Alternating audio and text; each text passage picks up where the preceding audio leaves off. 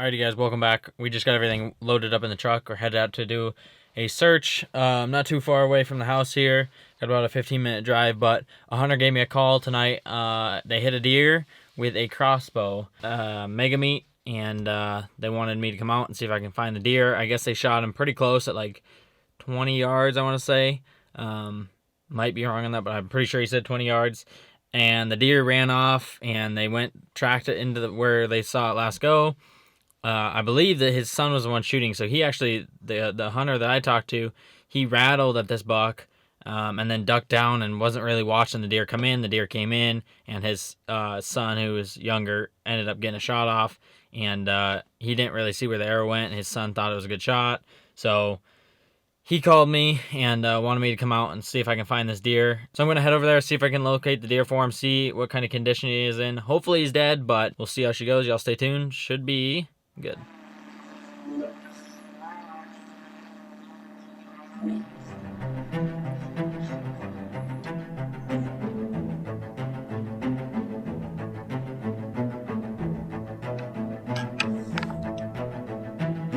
Is that him? That's a good size. Yeah, it's a big buck right there. It's a good buck for sure. Interested to see if we can see.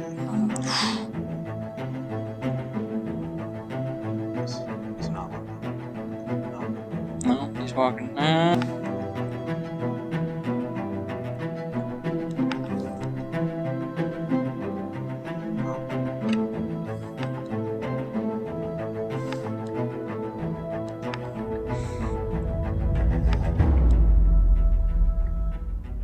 Possum. Okay. And then about 45 minutes later, there's Down. And he could go up here and check this stuff right here. That's quite a ways for him to cut, but could be worth a run right here. It'd be the only other sign of... basically, when I look for wounded deer, I look for spots where they go to where they can't get bothered. Yeah. So if you don't have like a last direction, last blood, whatever, like, hey, he's definitely going this way. Obviously, like if I have that, I'll go say, all right, I'm going to take this line. But if I don't have that, I just look for where they might go to not get disturbed, which would be a spot like this, like less houses, not really much around. Okay. I really don't... Whatever you think is best. Yeah. Trust you're the pro. I really don't see him going like just cutting through the neighborhood, honestly. Yeah. It's not usual, but I'll probably go up here and just like this run right here and then come back and take this up to here and look at this quick. Okay.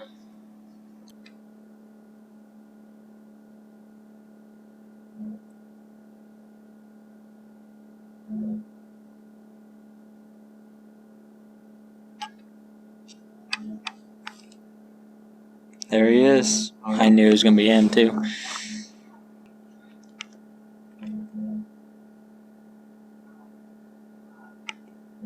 That is a nasty wound. How did he hit it?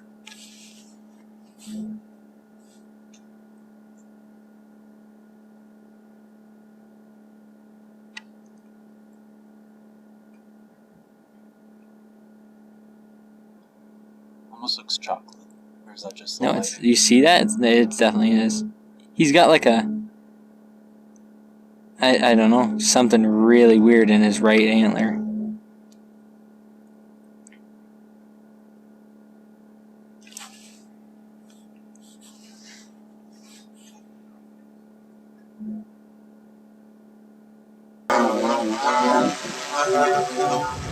Well, we just finished up that one and headed on down the road. Unfortunately, the deer was still alive. Sucky situation, but there's nothing that we can do. By the looks, he squared up the shoulder pretty good. It's crazy that a deer can take that. They just crossbow to the shoulder, shooting a mega meat, and they just eat it. It's crazy. He was in very rough shape. I'm not sure if he's gonna make it through the night or not. Hunter's gonna keep putting in effort, obviously, to try and find him dead.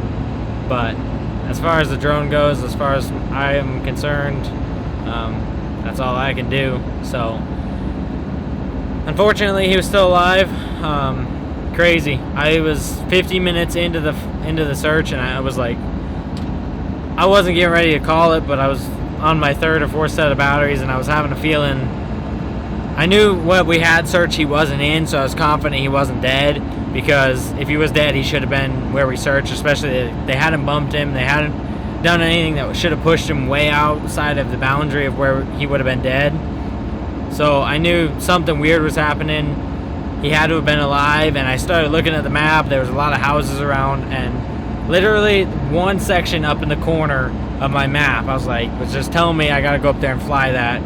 I come back, landed the drone, I told the hunter, I said, I gotta go, this is like the last thing I would want to fly, is this up here.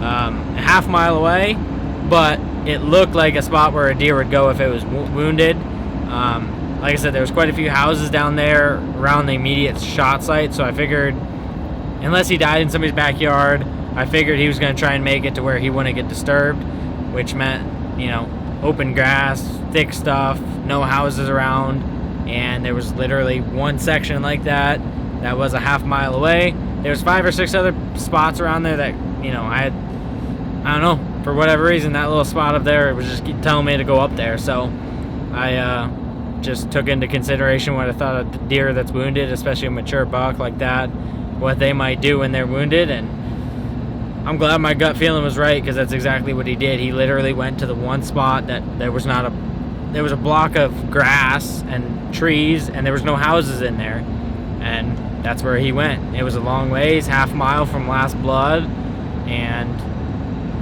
that's where he made it. So I'm super glad that my gut was right and we were able to find him, because like I said, it was getting to the point where we were going to call it eventually, and that was probably the last ditch effort.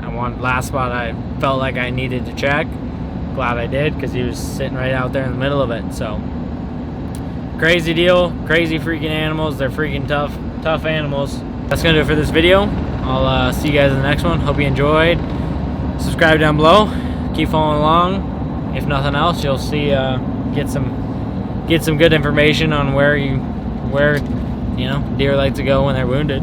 So that's gonna do it for this one. Catch you guys in the next one. Thanks for watching.